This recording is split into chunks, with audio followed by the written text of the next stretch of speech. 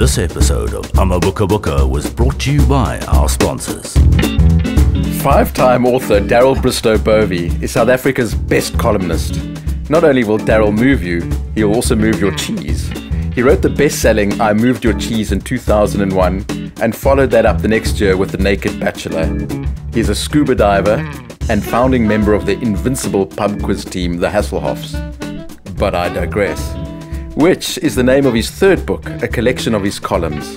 He has also written a novel for young readers, Super Zero, which was awarded the Sir Percy Fitzpatrick Prize for Fiction, and he was a finalist for the Caine Prize for African Writing in 2006. Daryl's latest book, One Midlife Crisis and a Speedo, was published by Zebra Press, an imprint of Random House, Penguin, and something else, in 2014, and is a lull-a-minute tale about his brush with middle age. Could you please read us an extract from your book? I certainly could, and may I say, I've never heard the word lol pronounced out loud before. The first thing you notice about the Tim Noakes diet is how interesting it is to talk about. Actually, that's not true. The very first thing you notice is that it's not at all interesting to talk about. But that's only when you're not on the diet yourself. When you're the one living your life as a normal human being, peaceably eating as your forefathers did and their forefathers before them, you might have a reasonable tolerance for chit-chat about what other people are eating. You might even ask a polite question or two of your own. Oh, really? You might say. You're putting butter in your coffee and making toast out of halloumi cheese now? That's interesting. Or you might say, oh, so then you're not going to eat those chips. Do you mind if I... But after a while, it becomes irritating to have people constantly volunteering to tell you how much energy they have and how bloated they aren't. I never realized how bloated everyone was before they all started telling me that they aren't anymore. First, you roll your eyes. Then you start avoiding everyone who's recently lost a suspicious amount of weight. I feel like you're not being supportive, said a friend recently. I don't want to hear about the stupid Tim Noakes diet, I snapped. I have leukemia, she said. Oh, sorry. No, I'm kidding. It is the Tim Noakes diet. You wouldn't believe how much energy I have now. Shut up or I'll kill you. I'm still kidding. I just had the baby. Sheesh. But then you start it yourself and you realize that you were wrong. No, it's not boring to talk about what you're eating. In fact, it's fascinating because there's so much science in it, you see. The science is the best part. Ooh, boy, who knew I loved science so much? The other thing you realize is that this is the time of the cauliflower. The cauliflower is taking over the world. Where once there were fields of wheat and corn waving golden in the sun and rustling creepily by night, soon there'll be just the stubbly scalps of collie heads. There are cauliflower appreciation groups on Facebook and collie-loving websites. There's cauliflower porn. I haven't seen it myself, you understand. Those freaks aren't getting my credit card number. But sure, I'll admit it, I'm collie curious. For a while, the cauliflower was content to make a celebrity couple with broccoli. Broccoli. The tabloids called them. But then its star grew too bright and it had to go solo. Now you can't throw a stone without hitting a cauliflower doing something quirky and spectacular. Cauliflower pizza crust, cauliflower cake, collie burgers and popcorn and waffles. Cauliflowers adorably clipped to look like sheep. In time, we'll all look back and wonder how we couldn't see that Tim Noakes was in the pay of Big Collie the whole time. So, Daryl, what book will you write for your next midlife crisis? You only get one midlife crisis in this life, Jonathan. I'm sorry to tell you. I'm already on my third midlife crisis. Well, you always were an overachiever. Do you remember the first book you ever read? Yes. I had a book called Sammy Joins the Circus. It was about a seal, a very enthusiastic seal who for some reason chooses to run away from home and joins what appears to be a traveling carnival that seems to go from village to village across a nightmarish Eastern European dreamscape. And Sammy seemed to find his niche in the circus. The ball balancing skills, I imagine, that just got in the way at home, suddenly came into their own. And I read this obsessively as a small child. Of the books you've written, what is your favorite? Super Zero, which is the book for, I don't know what they call them now, children. Not children, they're not allowed to be called children. Young readers. Anymore. Young readers, that's right.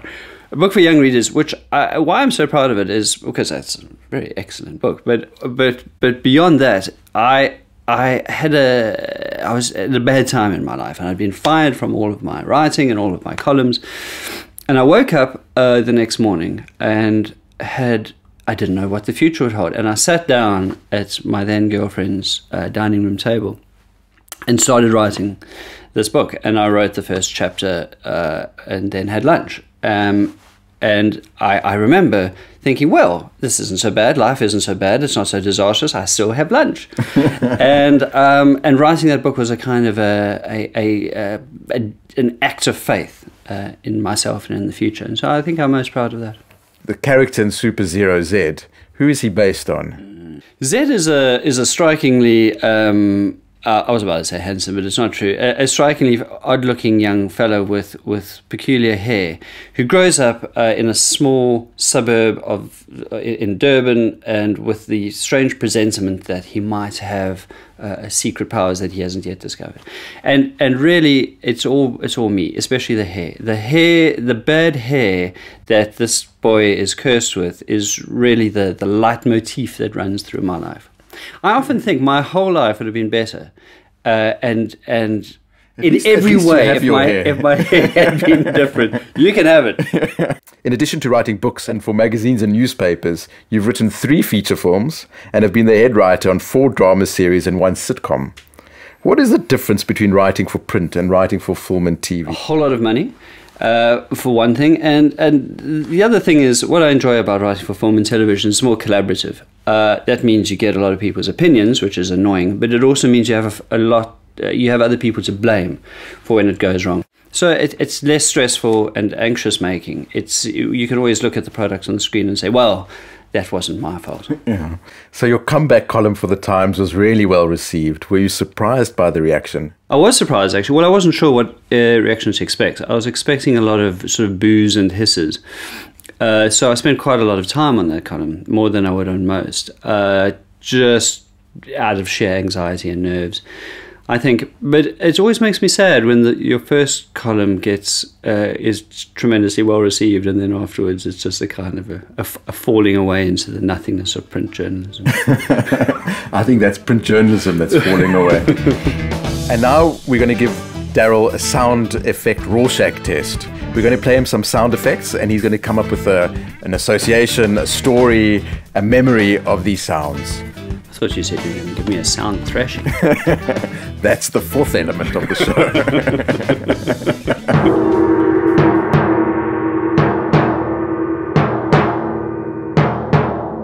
That half-naked man, all oiled up and sweaty at the beginning of the J. Arthur Rank.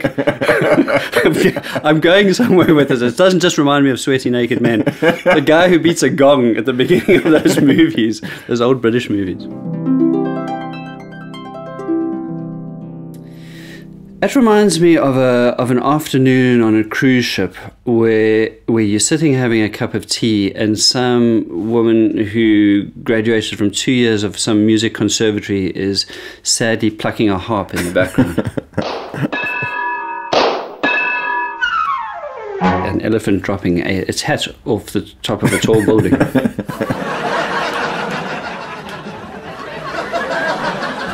That's the sound I hear in my dreams after every line of dialogue. Wow! That reminds me a lot of the first time I had sex.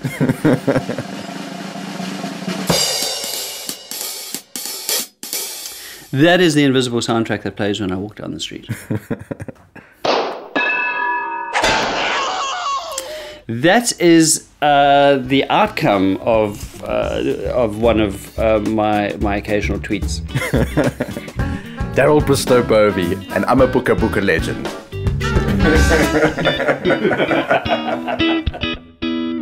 This episode of AmaBookaBooka was brought to you by our sponsors.